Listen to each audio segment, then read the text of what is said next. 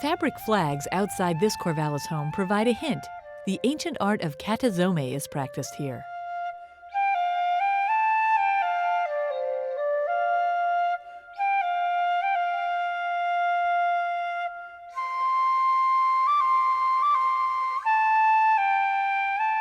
Hand-cut stencils are at the heart of Katazome, a traditional Japanese art that uses rice paste and vibrant dyes to create original fabric designs. Katazome has been used in Japan since probably the 1600s. The characteristics of Katazome is that it's a crisp-edged pattern. There's lots of dyeing, shibori and other dyeing, which gives you a soft edge. But this, like batik, is a crisp edge because where the paste is, the dye doesn't penetrate. For Karen Miller, it all started more than 12 years ago at a craft workshop in Roseburg. I cut a stencil and it was a life-changing experience. I've never wanted to do anything else since. Sometimes you just know when you were made to do something, and for me, that's the way stencil cutting was. I imagine that it might take me 30 or 40 hours, maybe, to cut this stencil. Stencil paper, or shibugami, is fragrant, made from mulberry fiber, laminated with fermented persimmon juice, and smoked. Well, you can see how the pattern's beginning to develop. Once it's cut into a stencil, it's a durable tool. Karen has some from Japan that are more than 100 years old. It allows you to produce your own patterned fabrics in ways that most traditional dyers don't have that. It's really wonderful. What you can imagine, you can make. Historically, Katazome allowed Japanese artists to imitate fancy woven patterns for kimono fabric, using stencils and inexpensive colors. These days, it's a dying art in Japan. This is the interesting part, I think. When I get to apply color, life gets very free.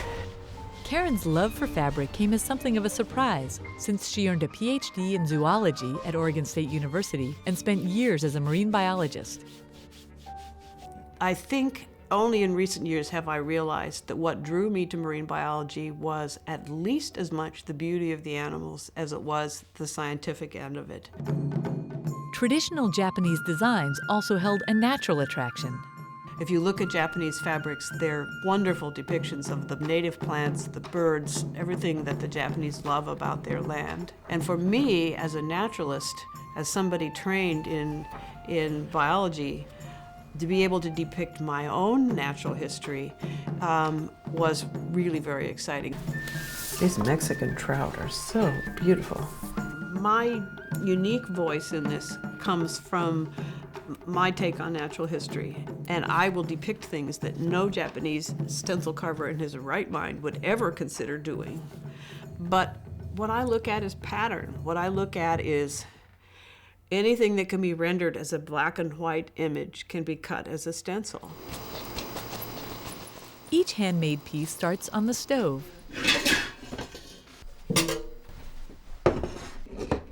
Karen makes paste from a mix of sticky rice flour, water, and rice bran. You feel very connected to what the Japanese have done for 400 years. When you make it, you know that you're doing something very authentic. And it's so close to a lost art in Japan. I feel like it's my job to tell people how to do these things and show them what the power of the process is.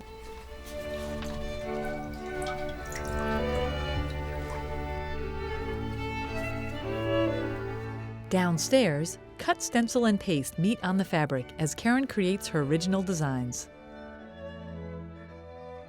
And when the paste is dry, then I will add, in this case, detail colors the way I've done here.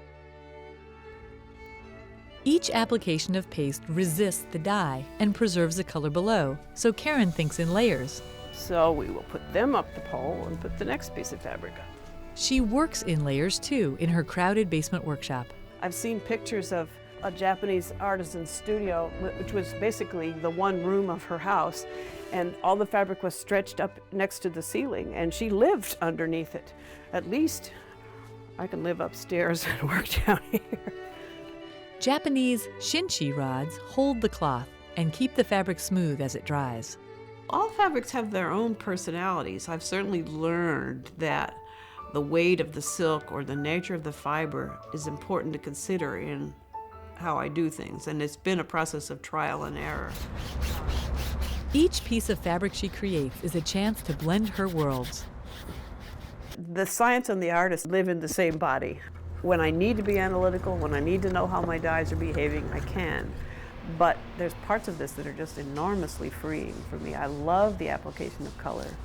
I love the fact that when the paste is on the fabric, that defines the pattern. After more than a decade, Karen is confident that she's keeping the spirit of Katazome alive through her art.